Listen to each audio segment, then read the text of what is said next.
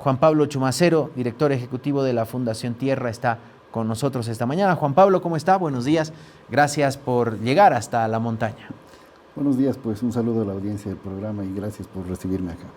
Bueno, a ustedes las gracias por este material que justamente es la conclusión de estudios, análisis que retratan lo que el fuego nos dejó en el caso del Departamento de La Paz, de la Amazonía paceña. ¿Qué encontramos acá, Juan Pablo? Esta es nuestra tercera publicación como institución que hacemos sobre el fuego. El 2019 hicimos un estudio sobre lo que había significado para lo que era entonces el mayor incendio de la historia del país. Hemos hecho una publicación similar sobre los incendios del año pasado, el 2024. Y esta tercera, sabiendo cómo se ha encarado el tema y lo serio que ha sido el impacto a nivel nacional, pues pensábamos que era importante también retratar la otra cara de la problemática, de cómo afecta, cómo se maneja el fuego en poblaciones campesinas e indígenas, cómo el uso más tradicional del fuego para habilitar tierras de cultivo familiares, eventualmente se puede perder el control y convertirse en incendios. Y justamente nos parecía interesante ver lo que había pasado en el norte paceño, justamente en el 2023, que fue precisamente el año que más duro recibió el golpe de los incendios, particularmente en esta región, y bueno, también algo de los incendios del año pasado, ¿no? ¿El fuego es malo per se para el medio ambiente, para la agricultura? Justamente de ahí partimos, ¿no? De la constatación, además que esto ya ha sido muy estudiado y muy trabajado en otros países, ¿no? De que hay cierto fuego que no es precisamente malo. Inclusive hay determinados ecosistemas que necesitan del fuego para reproducirse en un buen sentido. Y también pues hay comunidades campesinas e indígenas que tradicionalmente hacen un uso razonable del fuego o hacían un uso razonable del fuego para satisfacer sus necesidades básicas de alimentación y de vida en general, ¿no? El problema es que claro, con todo lo que hemos venido pasando los últimos 5 o 6 años en el país, se ha venido satanizando cualquier tipo de fuego. Y en el libro intentamos hacer esta distinción, ¿no? Que hay un fuego que puede ser comprendido como bueno en la medida en que se lo administra bien, se lo gestiona bien y se minimizan los riesgos, y que hay otro fuego que es obviamente muy dañino, depredador, que muchas veces se sale de control y se convierte en incendio forestal, y tenemos los desastres que hemos tenido los últimos años en el país. Por ejemplo, los titulares de algunos medios, tanto en los incendios del 2019, que hasta, como bien decía, hasta ese año fue la peor experiencia con el fuego, superada solo por el 2024, sí. Que es más del doble de claro, hectáreas, ¿no? 12 millones versus 5.9, creo, sí. O 5,3. Los titulares apuntaban a, no, es que es la gente que llega de otras regiones del país y no sabe cómo se prende el fuego. ¿Es así? Cada incendio tiene actores y características diferentes, ¿no? Porque se da en distintas regiones, los contextos son específicos. El del año pasado se marcó claramente por su preponderancia en el departamento de Santa Cruz y luego el del Beni, y en Santa Cruz, particularmente en las áreas de ampliación de frontera agrícola, en plena frontera, digamos, ¿no? Y la zona agroindustrial colinda o va avanzando hacia territorios indígenas en norte de Santa Cruz y también hacia el este, hacia la frontera con el Brasil. Y ahí se han visto afectados territorios indígenas, áreas protegidas principalmente, y también tierras fiscales que se han ido accediendo, ya sea legalmente o de manera ilegal, por comunidades campesinas, interculturales o grupos irregulares que han hecho un muy mal uso del fuego buscando justamente penetrar tierras fiscales sin autorización para enriquecerse muy rápidamente, ¿no? ¿Es la misma situación, los mismos motivos, por ejemplo, en La Paz? Ahora, por detrás de todo esto está un modelo de desarrollo, un modelo de producción agropecuaria ligada al uso de semillas transgénicas, al uso de agroquímicos, la producción de soya, de sorgo, etcétera, etcétera, ¿no? Y esto está además soportado por una serie de políticas de orden estatal que explican el crecimiento que se da en Santa Cruz y la expansión ganadera en el Beni. En La Paz, o sea, particularmente el área donde está sentada la gente, en San Buenaventura y la carretera que va hacia Xiamas, son procesos recientes de colonización con presencia también de comunidades indígenas, no sucedían este tipo de cuestiones. Pero en los últimos años hay una presión en el sentido de fomentar la aparición y el desarrollo de la agroindustria en esta región. Se habla del nuevo polo de desarrollo nacional, ¿no? El norte paceño como la nueva Santa Cruz. Entonces de repente tienes muy recientemente a comunidades menonitas produciendo de manera agroindustrial arroz y maíz. Tienes comunidades campesinas siguiendo un poco este ejemplo. Se tiene todo este programa de las plantaciones de palma africana para generar biodiesel. Y ahora, desde este año, pues una apuesta para habilitar terrenos de cultivo para soya, impulsados por el gobierno. Entonces, lo que se tiene en el norte de La Paz es una ruptura de la agricultura tradicional campesina, del chaco de media hectárea, para sembrar alimentos para la familia, con un manejo de fuego, porque se chaquea para eso, con manejo del fuego pues pensado para esa dimensión. Pero de repente, claro, las familias se ven tentadas a habilitar 5 o 10 hectáreas de tierras para sembrar maíz industrial. Y de repente las prácticas y la gestión del fuego que se hace para habilitar ya no media hectárea, sino 10, pues quedan totalmente obsoletas. Y si a esto le añades un año particularmente seco como el del 2023, con mucho viento además, claro, tienes de repente incendios forestales descontrolados. Entonces son ambas situaciones, ¿no? Una presión a ampliar la frontera agrícola en la región de la mano de la lógica agroindustrial y la cuestión ligada al cambio climático, el hecho de que ya no llueve tanto como antes, los vientos, ¿no? Mayor sequedad y con, claro, gente que se ve superada por sus capacidades para gestionar el fuego, pues no dan la talla para los retos que se plantean agroindustrialmente actualmente.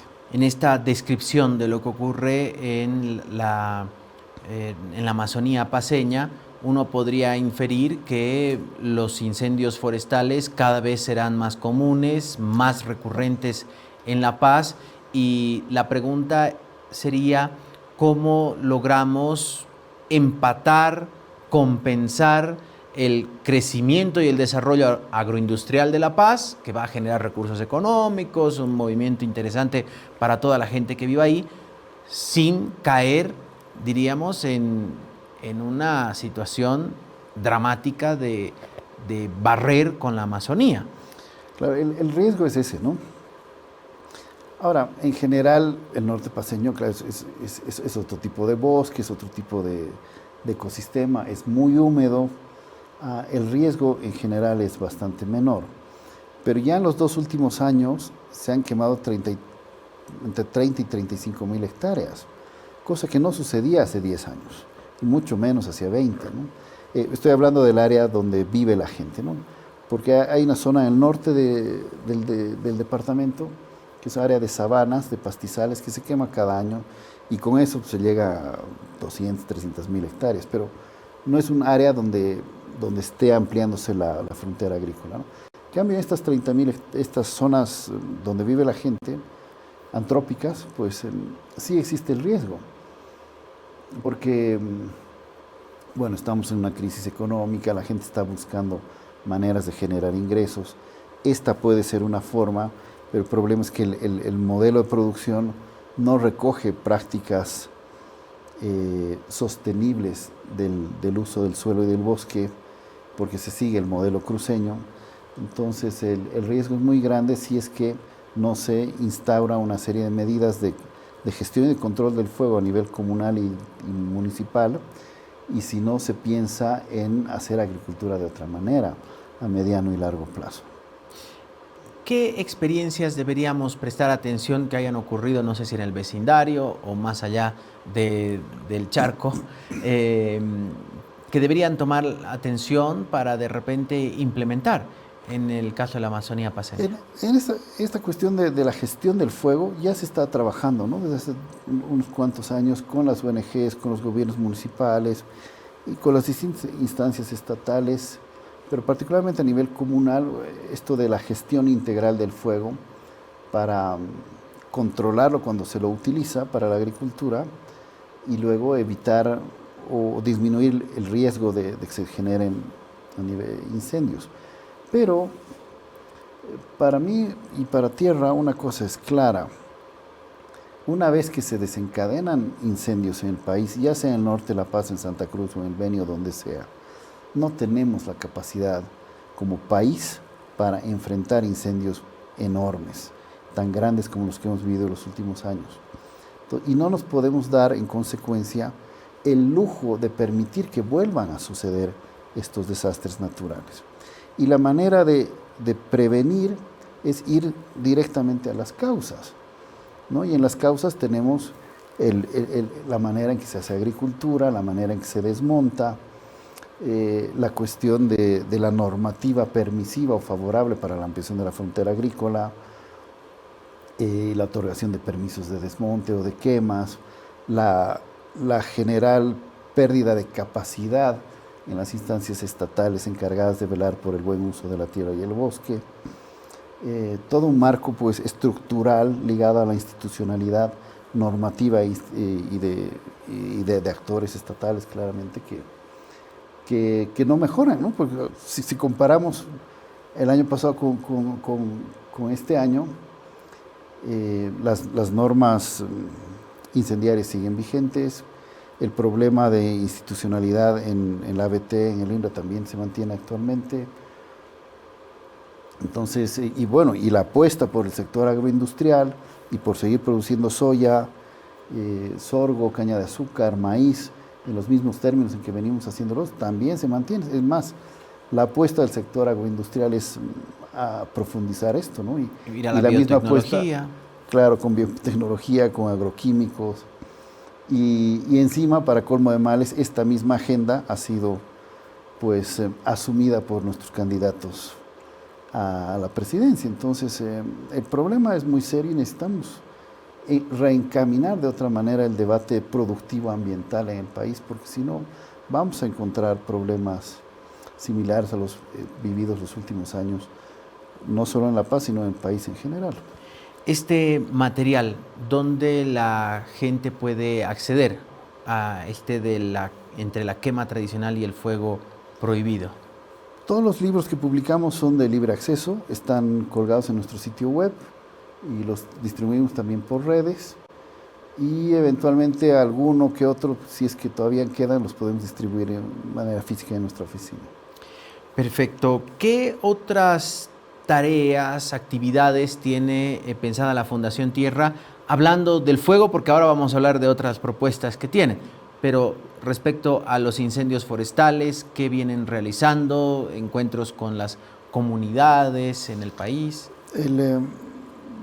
Bueno, estamos aportando al debate sobre estos temas con evidencia, con análisis.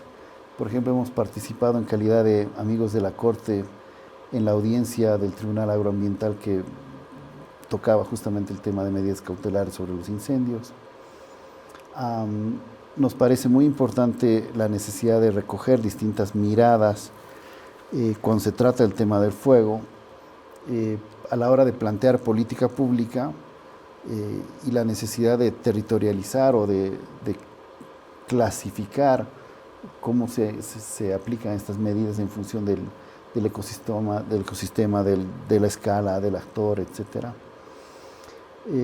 Trabajamos estos temas con comunidades y además también estamos interesados en términos de lo que está pasando y lo que viene a futuro en términos de política pública, ¿no?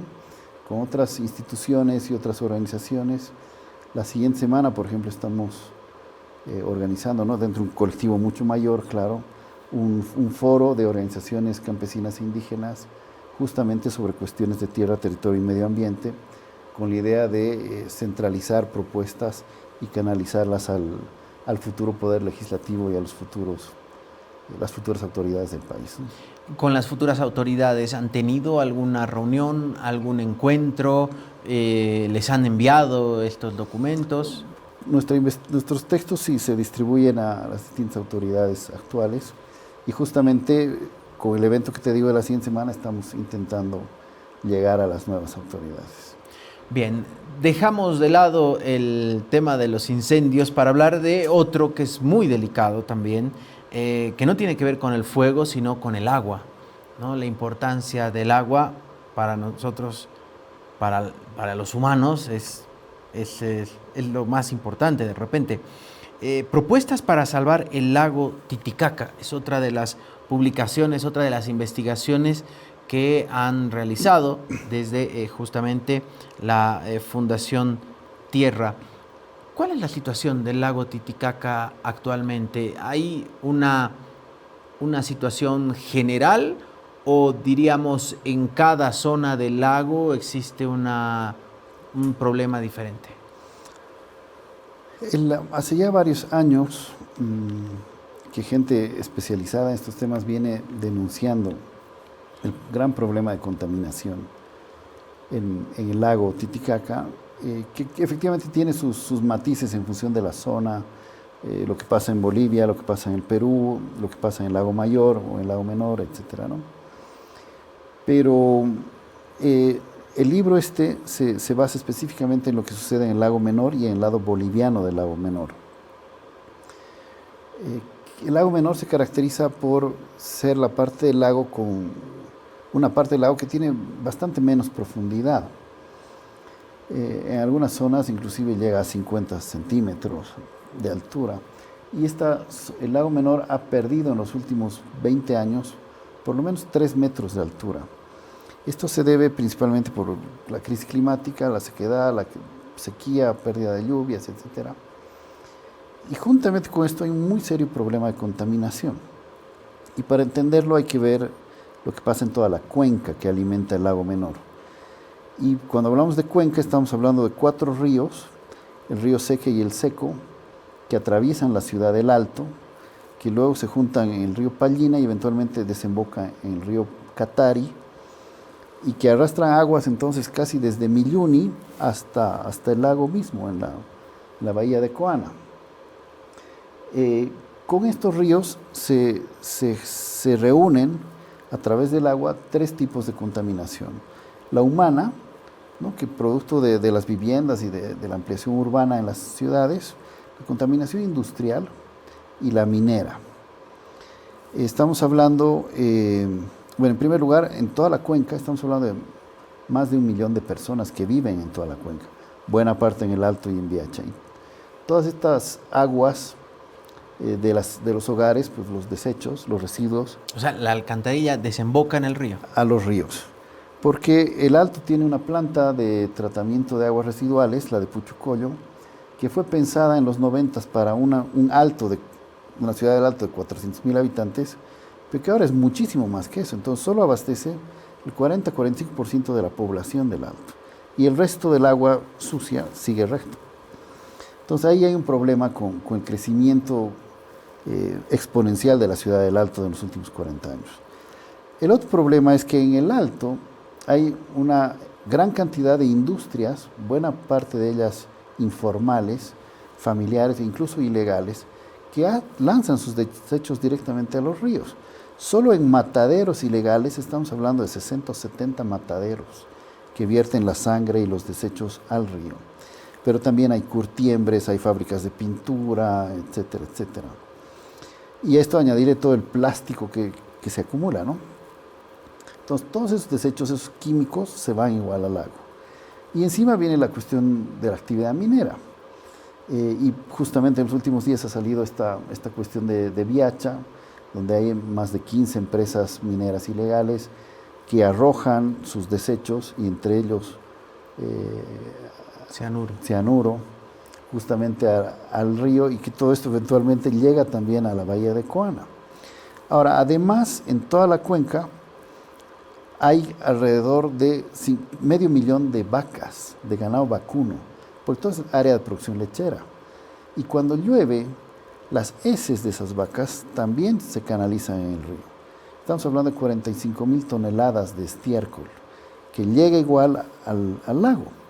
Todo esto en el lago se conjunciona y lleva una enorme cantidad de nitrógeno y de fósforo, que genera una explosión de vidas, de algas, de microalgas en el lago menor, que cuando mueren, pues ahogan o asfixian a todo lo que vive debajo en el lago menor.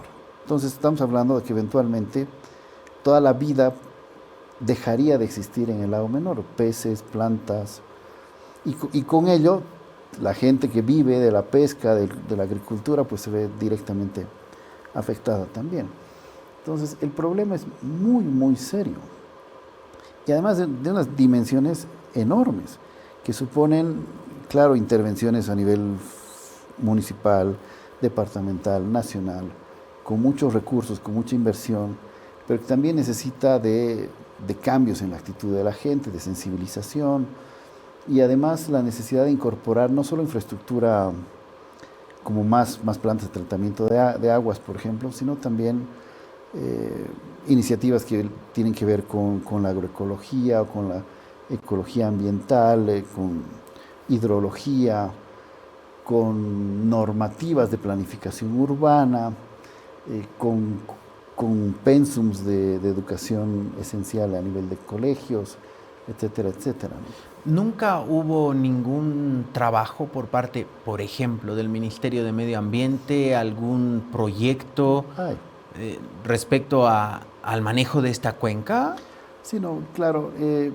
Posiblemente para la gente en las ciudades, particularmente en La Paz, el tema para una mayoría puede ser novedoso, o sea, de reciente denuncia, pero hace ya varios años, ¿no? Inclusive décadas, que los municipios de la cuenca están muy preocupados, intentando hacer cosas.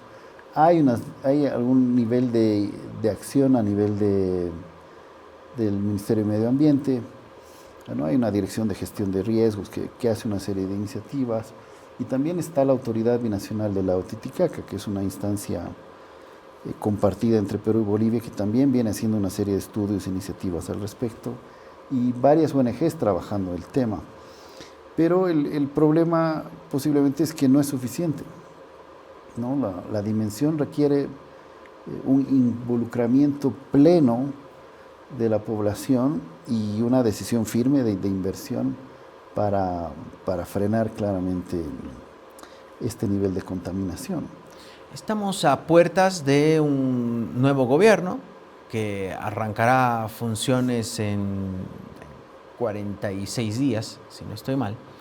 ¿Y cuáles son las propuestas para salvar el lago Titicaca, que es el título justamente de este material y de esta investigación?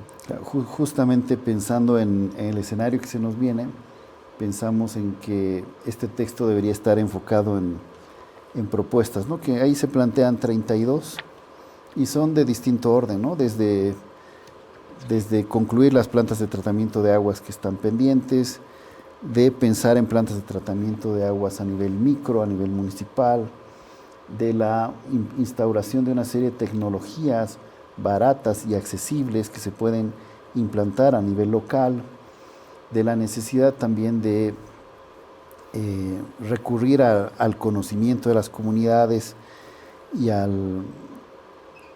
nuestra propia riqueza, como el hecho de la propia totora, que es una planta estupenda que tiene la capacidad de absorber buena parte de la contaminación, pero que ahora es tanto que incluso se ve superada.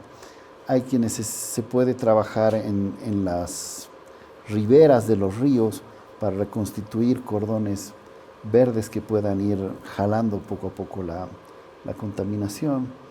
Un tema esencial que hay que encarar ya nomás, por ejemplo, es de orden normativo y de formalización de todas estas industrias y empresas que son ilegales y que no tienen ningún tipo de tratamiento ambiental de sus aguas. Pues hay que formalizarlas, hay que exigirles el cumplimiento de normativas ambientales. También sería estupendo pensar en la posibilidad de armar parques industriales, por lo menos para Viacha y para el Alto, con sus propias capacidades de depuración de aguas, donde se concentren las industrias y se haga una mejor gestión de la basura. Está todo el tema del alcantarillado que queda pendiente. Inclusive se propone, por ejemplo, una idea de armar una especie de alcantarillado que vaya alrededor de la ribera del lago, recogiendo las aguas residuales de las distintas poblaciones. Y un componente que para nosotros es esencial es la cuestión de educación y de sensibilización, ¿no? Porque muy poco pueden hacer las comunidades y las familias que viven en la cuenca si no se involucra activamente a la población de Viacha y del Alto, y que cambien, y de La Paz y del país en general, ¿no? Necesitamos un cambio de actitud esencial en términos de cómo tratamos nuestra basura, qué actitud tenemos con el medio ambiente, con el derecho del vecino o de la persona que está en la cuenca abajo, al derecho al agua, a la vida. Eso también es esencial. Y pasa por cosas como que ya no botes la cáscara de mandarina a la calle, sino que la guardes y eventualmente la botes en un basurero, o que te preocupes por reciclar, por usar las distintas iniciativas de reciclaje que existen, etcétera, etcétera, ¿no?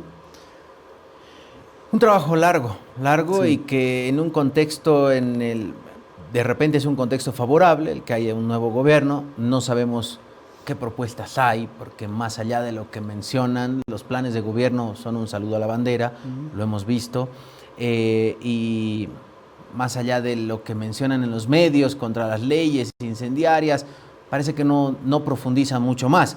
Y lo escuchábamos, lo conversábamos antes de arrancar el programa, a un Donald Trump en plena sesión de la Asamblea General de Naciones Unidas hablando de que la energía verde es un engaño, de que la huella de carbono también, y que no se suban a ese carrito del cambio climático porque no existe, ¿no?